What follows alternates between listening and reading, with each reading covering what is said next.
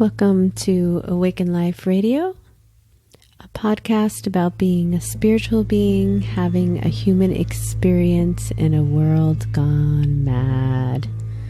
Each week, we will discuss how you can heal yourself, cultivate your intuitive superpowers, and be a sacred vessel for planetary healing. I am your host, Narayani Gaia.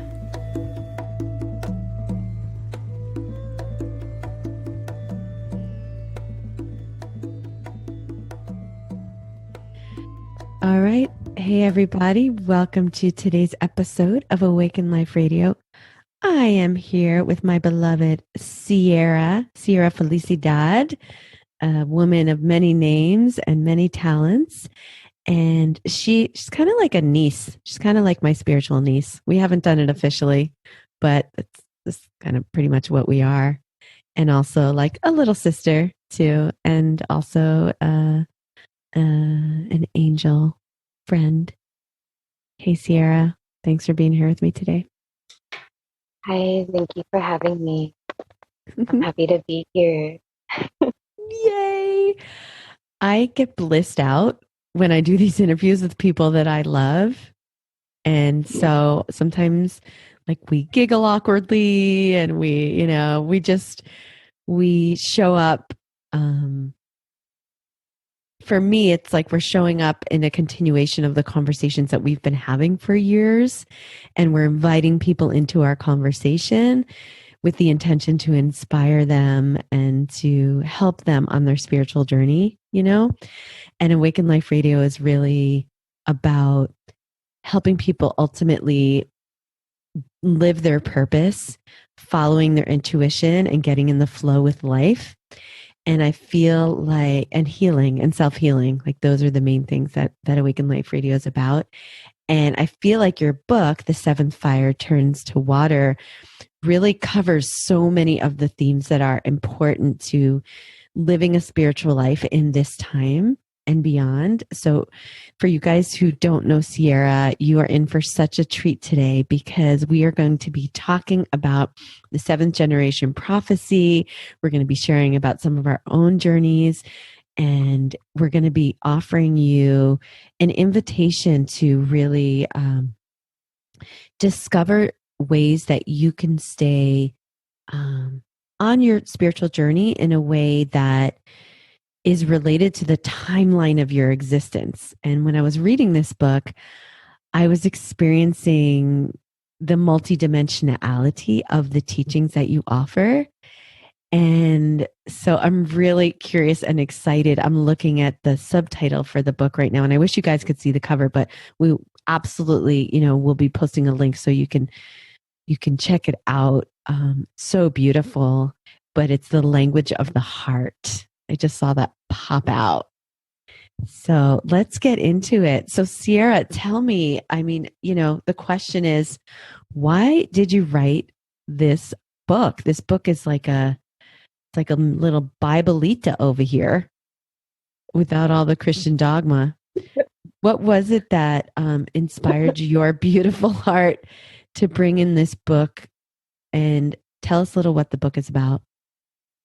So the inspiration definitely comes from the Aina, the Maui rainforest, the Hana rainforest, and it was something that I was called to do, called in vision. I actually talk about the process of the vision and how it came upon to be when I was taking a nap and I was shown the trumpets at the end of birds' beaks and a leaf that was stopped in midair, and my right hand went on fire.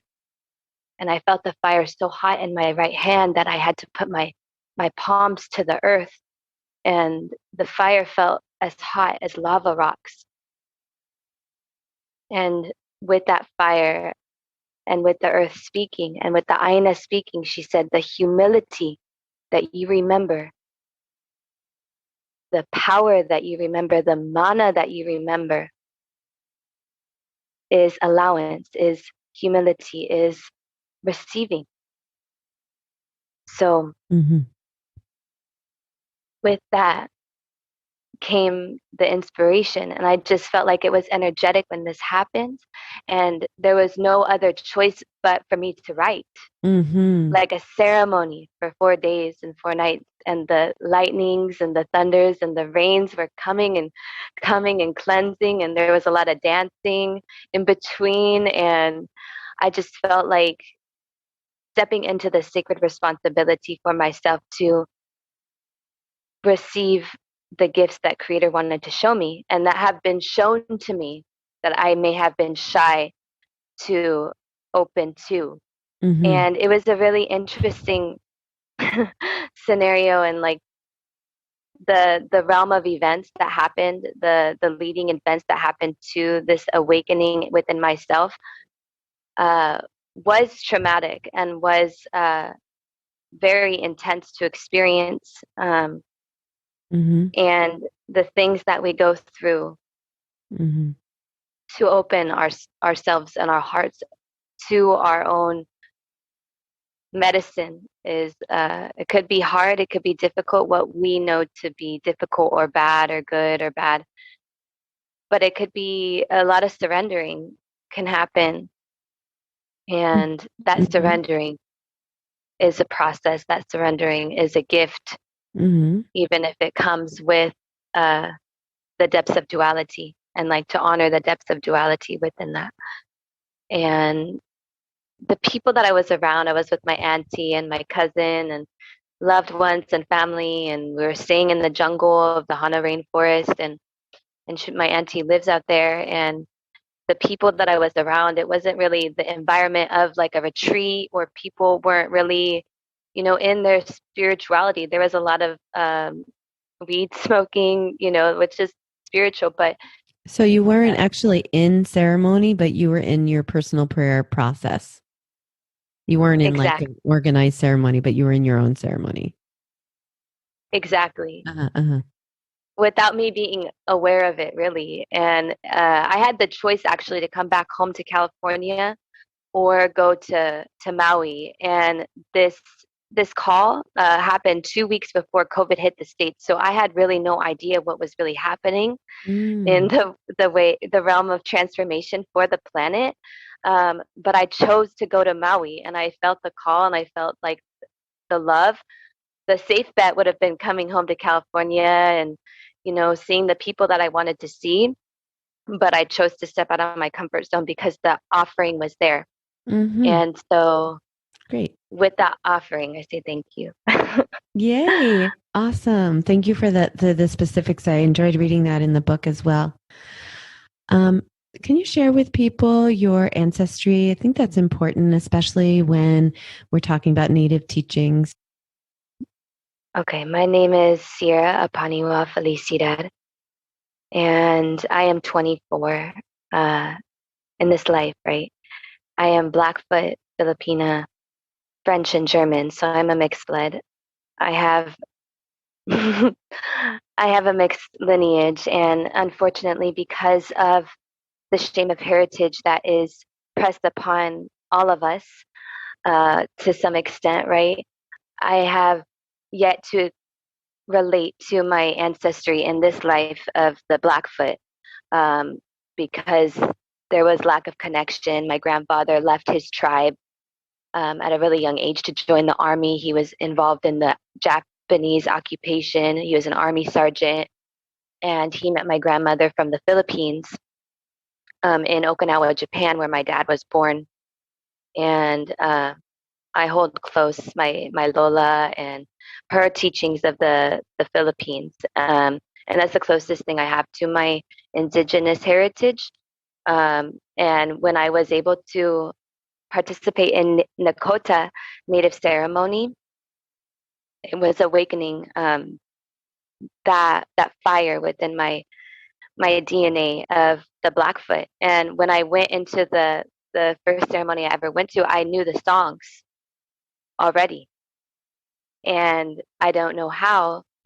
And what my Lakota and Dakota relatives tell me that the Blackfoot are our cousins, and Mm-hmm. we carry the same ceremonies as they as well, but to some extent, they're all very unique and beautiful. But I started this red road when I was 19 and have been on it for, 5 years now. And I come in gratitude, in neutrality, in harmony.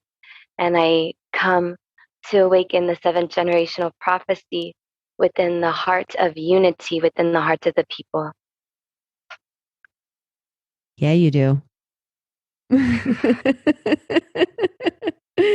And this book is a testimony to that. I read this and it reminded me of these books from the 90s, like Palladian Agenda, and these books that are just channeled with messages of rich spiritual realization. Like I shared with you pre-interview, I've spent years on the spiritual journey and, studying and praying um, I'm writing my own book right now. And it reminded me of this thing that my editor told me, which was I wrote like an opening sentence and it just kind of went into the whole book. And she goes, you need to let that breathe. Like that one sentence is so powerful. I was like, oh, it is.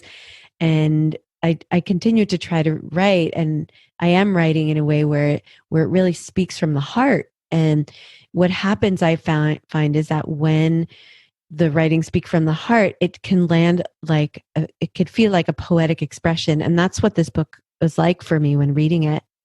Like it is a poetic expression of the heart, and there's this density and this richness. And I had to stop and just read over sentences, even though I feel like I get you, and I know most of these teachings because we've walked a similar path, and I connect to Native culture, but still the uniqueness. So I say this because if anybody, is like, oh yeah, Native path or whatever, like this is a unique expression that is so packed with wisdom and is woven with just this beautiful thread of both instruction and insight that I think is going to land uniquely and differently for each person who reads it based on what they need. There are things are going to like kind of gloss over, be like, whoa, whatever. And then there are going to be things that pop out. Can you speak about like your intention? Like what kind of effect do you want this book to have in the world? Like why did you write it in that sense? You shared some great story about how it came to you and the vision and the energies of your awakening that pushed you to create it. Can you speak about the impact or the effect that you'd like this book to have and who it's for? This book is for all races, all ages, all cultures. Like I said, it's really about unity. The intention when writing it that kept coming through when writing it was to create a universal understanding of our heartbeat, our Mother Earth's heartbeat. Mm-hmm. So it's for all Earth's children, all Earth's gatekeepers, all Mm-hmm. Earth guardians of the world. And the intention goes along with the vision of us coming together in full circle again. And it quotes about Chief Crazy Horse and his vision and his prophecy about seeing all nations coming together in a full circle again around the tree of life. And ultimately, it is to create unity within and without so we could see that flourish and understand our placement in this moment, and understanding that is a ripple effect for the next generations to come. And so it is to normalize the way of spirit again. Right? That's so good.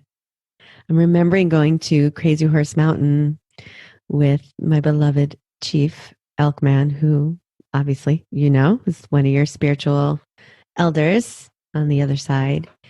And he's mentioned in the book. So I say that. So you guys will see my beloved mentioned.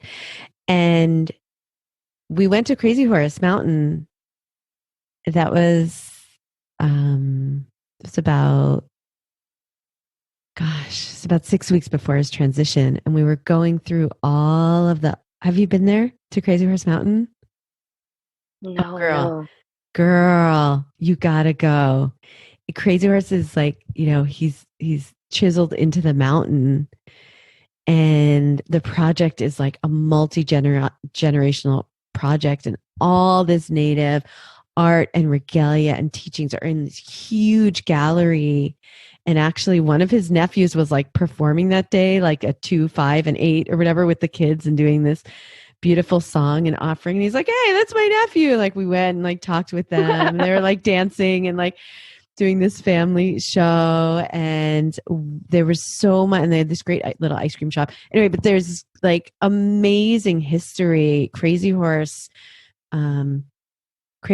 was, and forever is, this powerful guide. He still comes into ceremony. Can you speak about some of the spiritual guides that, some of the messages of kind of spirituality that you feel like are universal, that are missing from our worlds? Because we know that religion has really indoctrinated and like colonized and separated us from spirit in a lot of ways. I love in your book how you talk about the power struggles, and like there was this really juicy piece around like how sovereignty really keeps us from, being in the native way of like co-creative honoring, because it still has a separation piece. That was a really beautiful insight. And your book like layers insight. Like, I almost feel like you're going through, like, you had an insight and then you had like another insight, and then you like, it's almost like you're working it out a little bit in the book, and it just keeps developing, and like the reader, it develops with you. And the teachings of connecting to the spiritual world, the way that they're universal, and the way that unity is a solution to the power struggle and how we've lost our power, was so beautiful.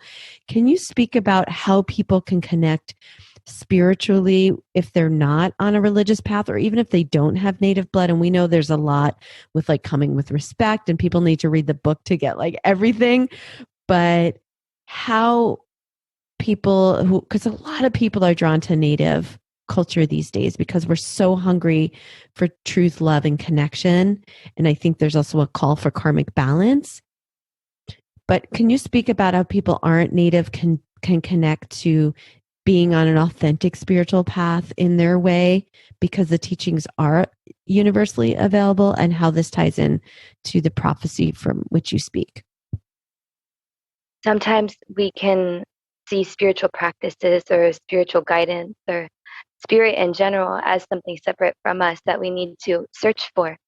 But in reality, these elements, these breathing elements, spiritual elements, are within our body, within our heart, within our mind, and within our perception of the earth's glory all around us. The number one spirit that is multidimensional, that is always with us and always present and always waiting to hear our call and our love and our cry, is our mother. Our mother earth is the ultimate guidance, and the ultimate, spirit guide that we can ask for. And it is always present, and we could just go out there in the physical and touch the dirt and put our feet to the dirt and communicate. Communicate to the plants, communicate to the sky, our father sky. All these elements around us are our relatives. And when we tap into the earth's heartbeat in that way, we understand that it is a very otherworldly experience, because she is multidimensional. We are a hurtling rock in space. We are extraterrestrial in this human body. And we have to remember that. I love that. I love one of the things that, Chief and I used to bring, because we started the school before he transitioned, right? So we were training leaders, and he would say, just, offer tobacco. Just go outside. Just everybody can do it. I remember one time my brother drove us by the house we grew up in, which is in New York State. And I was like, oh gosh, I never did an offering to that land. I lived there for 18 years. I didn't know that then. I didn't know about offering to the land, saying a prayer. But I had some Tulsi tea and I didn't have tobacco at the time. At that moment, I had some Tulsi tea in my purse, like a tea bag, because I had been traveling. And I offered this Tulsi herb to like the mailbox and gave thanks to the ancestors of that land. And about a week later, I had a dream about my grandpa. And so who came was actually my ancestors, and he helped me through a situation. And it was the first dream I had of him he had passed about 2 years before. Within 2 years, I think it was more like a year and a half. And it was the first dream where he ever came. And actually the only one that I ever had, where he gave me this message. I was working through something with a man who was in my circle that I was leading a group through some embodied meditation training, and I was having a hard time with this power dynamic with this guy who was kind of playing control and power and trying to hit on one of the women in the group, and it was a very difficult situation to stay in leadership, and my whole nervous system was I felt like a rekindling of my own trauma. And my grandpa came to me with these weird eyebrows, and my grandma they looked really otherworldly. Like it was like I knew it was them and everything, but in the morning I was like, really? That was like, did they get waxed? Like it was totally trippy. Anyway, but and he gave me this message and like honored me. And I know that wouldn't have happened if I didn't make that offering with the herb, thanking my ancestors for all the medicine that I had. So I just want to add that for those of you who haven't done any native, quote unquote, native traditions, but want to connect, that you could connect on your own. You could take your own herbs and say prayers and connect that way. And I feel like this is, it's so simple, right? It's so simple. It's like right there. But for some reason, we think we have to go to other people for us to connect to spirit. Can you speak about some of your own journey with really reclaiming your own connection to spirit, if you would? Because I think that would help to really get a sense of some story, and also like why you feel like we're not connected in that way. Why don't we know that? It seems like it's our birthright. Yeah. Yes. To go and reflect back on the elemental ancestors that live inside of us. You know, the water lives in you, the air lives in you, the earth, you are made of the earth. It is her who we are and her who we become. Mm-hmm. And so the connection to spirit really starts, I believe, at the core foundation of our roots and the soil that we walk upon. Mm-hmm. Because we are here to experience our mother. We are here to experience her love and her compassion and her comfort that she holds so effortlessly. And the spiritual guidance, I suppose, has to come from within the silence, because the silence will teach us, the silence of the mind, the body, the heart, the spirit, but also the silence within the cells of the body, and just the silent movement, which has movement in itself, because there is a sequence in the stars. And in that sequence, there is movement, even if we cannot see it, even if we cannot comprehend it. We honor that movement that is in the stillness. Mm-hmm. Yeah, I love that. I love that. I found in my own life that stillness and that quiet is really where the healing happens, and in my practice as well.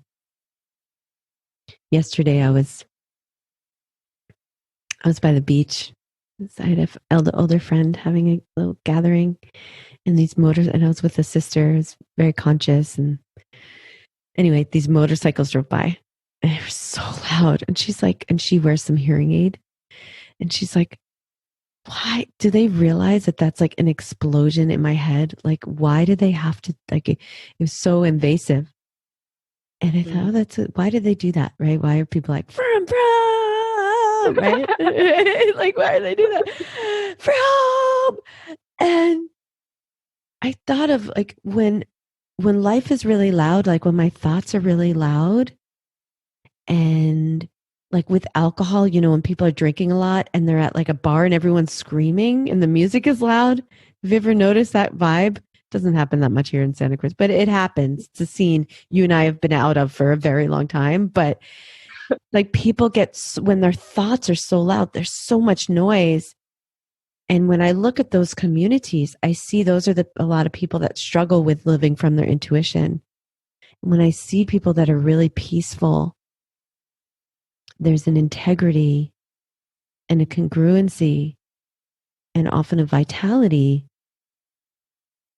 But there's also could be a silence that could be really empty, where there's depression and there's nothingness. And I feel like if there's no prayer into that space, there's a missing of an opportunity to see what wants to be born.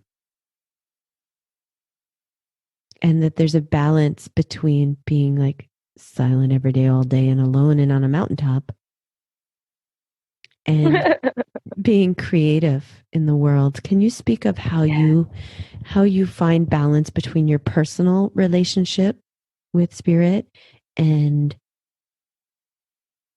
relating with others in the world and getting in a flow, a creative flow of giving? Because you speak in the book about like receiving, you know, and I feel like you stand for offering and prayer, which is giving.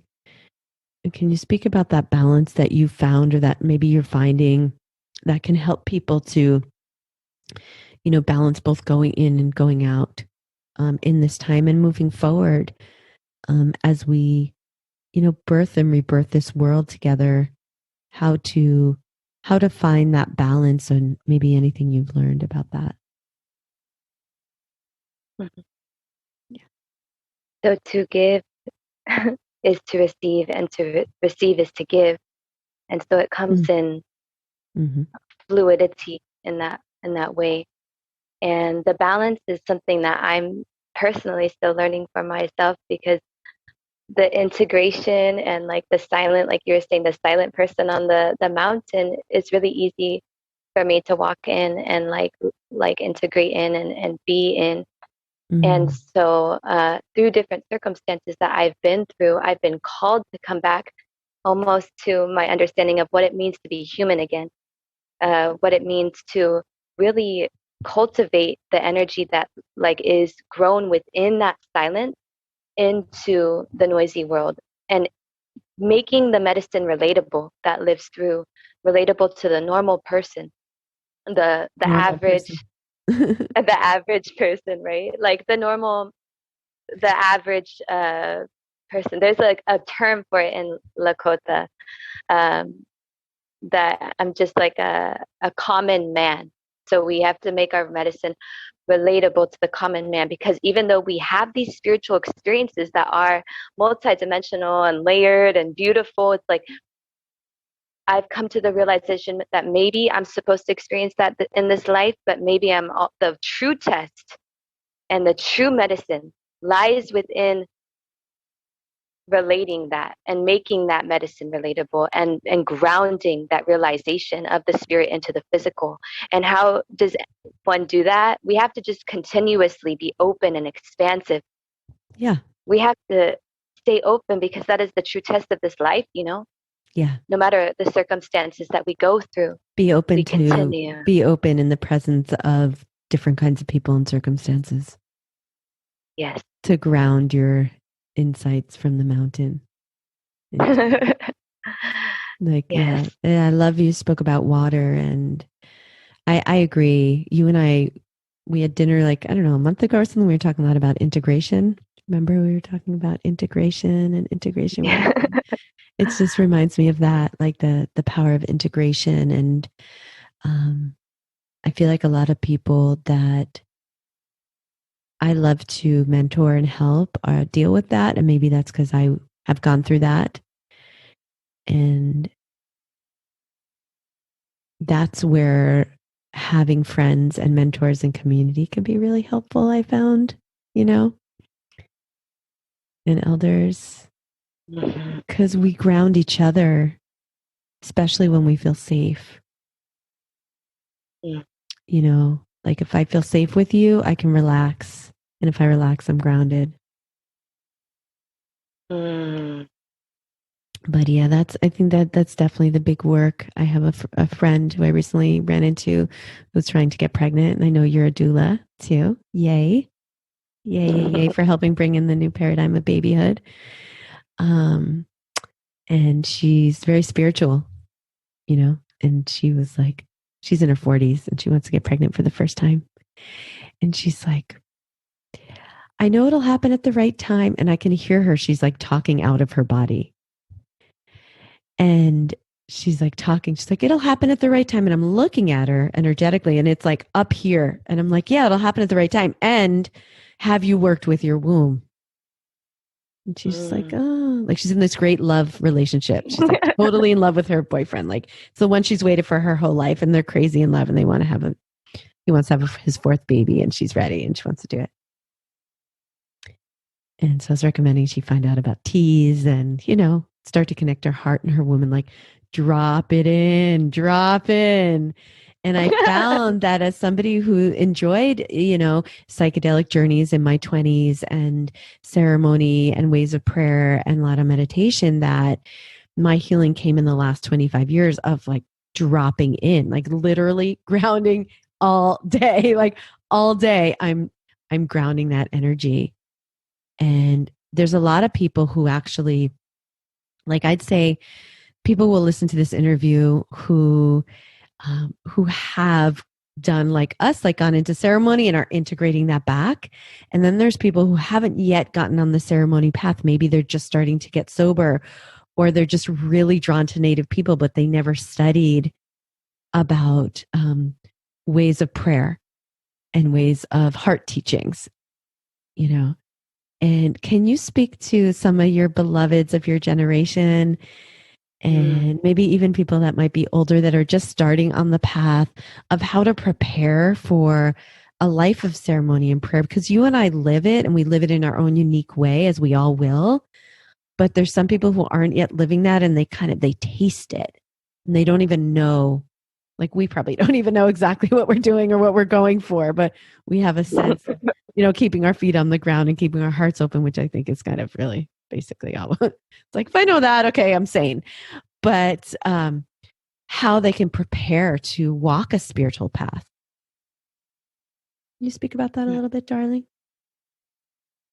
Yes. So this life is the ceremony. This life is the spiritual path. The whole, from the beginning, the being born to dying, we're in a bardo. We're in the middle point of the beginning and the ending, right? And so through that experience, what do you do on the way to heaven? You know? And whether people realize it or not, like inevitably, we're all part of the 7 generational prophecy. We're all part of the shift that is happening on Mother Earth. And whether we're aware of it or not, we are following our intuition on some level.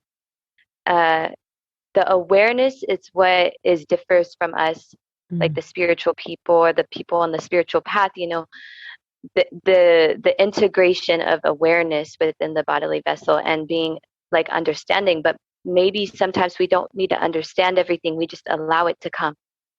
And for the people my age who are just, you know, coming on into themselves and being aware of their own mana, of their own medicine, I say thank you for taking the journey just to be here on this planet, for hearing the cry of our mother. And thank you for understanding that you are worthy.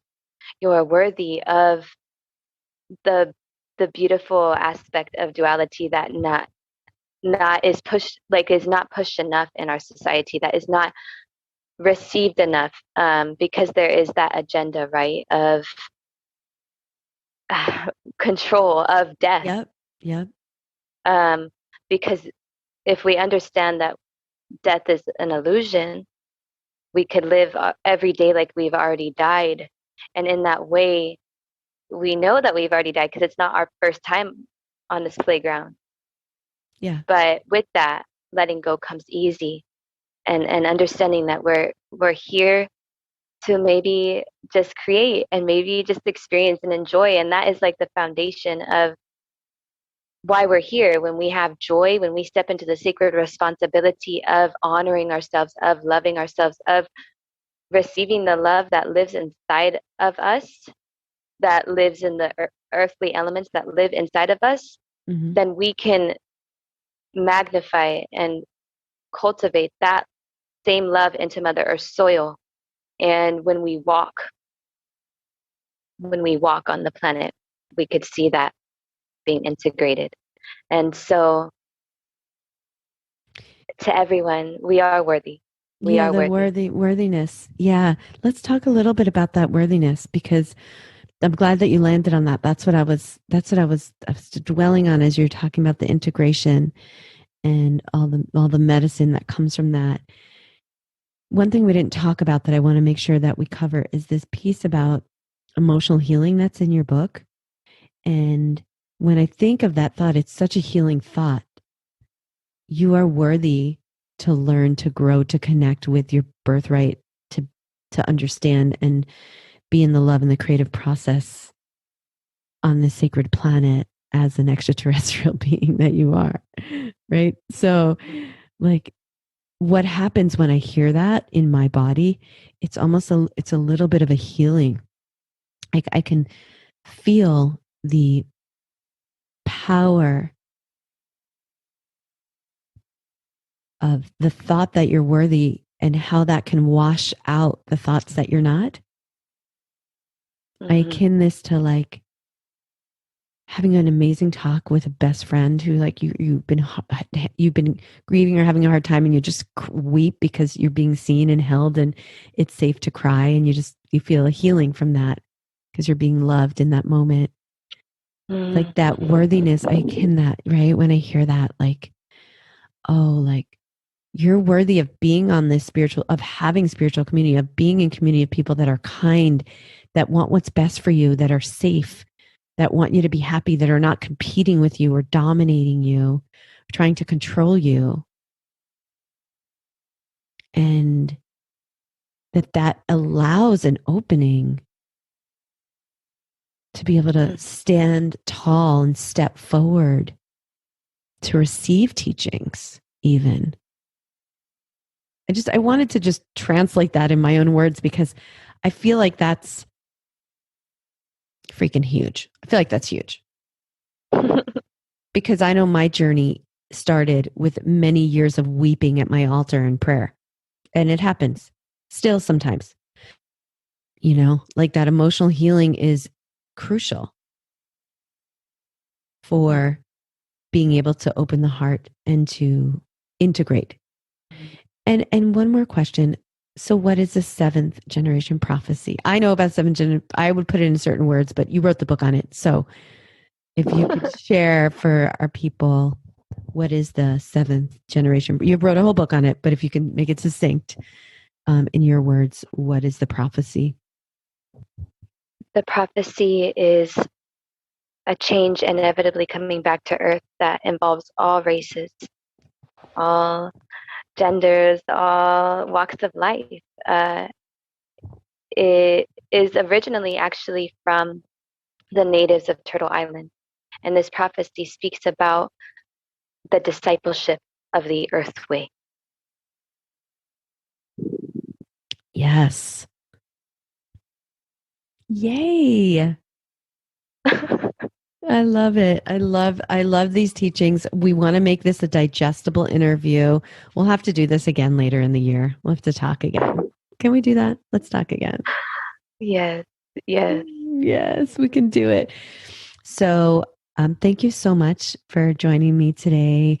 I love you so deeply, and I love your messaging. And this is just the beginning. And I can't wait to see how our futures unfold in beautiful service together, on this planet in the years to come, when people are really hungry for healing, for love and awakening and truth. Any final words you want to share with our audience? The sacred waters within you are singing a song. The sacred waters are singing a song, and it is our choice if we listen. How can we follow up with you? Where can people buy the book, my love? I have a link for Lulu. Right now it's only ebook. I'm working on getting it in the physical copy. It is in the physical copy if you know me personally, but right now for other people to buy it, it is on ebook available. And I also have a social media if you want to stay connected. Sierra, Sierra dot Paniwa, which is APANIIWA 22. And this is my username for Instagram.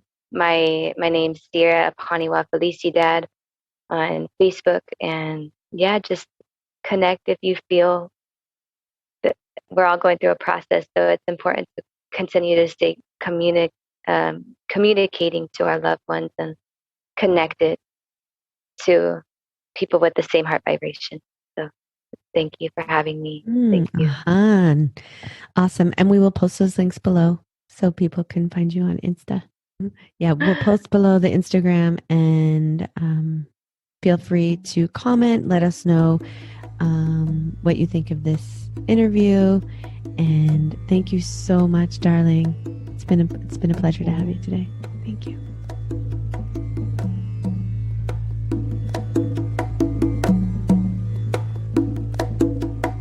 If you enjoyed listening to today's episode, and I sure hope you did, you can listen to Awaken Life Radio wherever you listen to your favorite podcasts. To join the conversation, hop on over to our Facebook group at facebook.com/groups/Awakened Life Tribe. You can join us there and share any thoughts, feelings, insights, or questions that you have from listening to Awaken Life Radio, and we can interact and connect more. Also, in order to support you in your manifesting journey, you can now access 12 manifesting affirmations, a free gift available now on my website at narayanigaya.com/free-gift. Thank you so much. I look forward to connecting with you more. Namaste.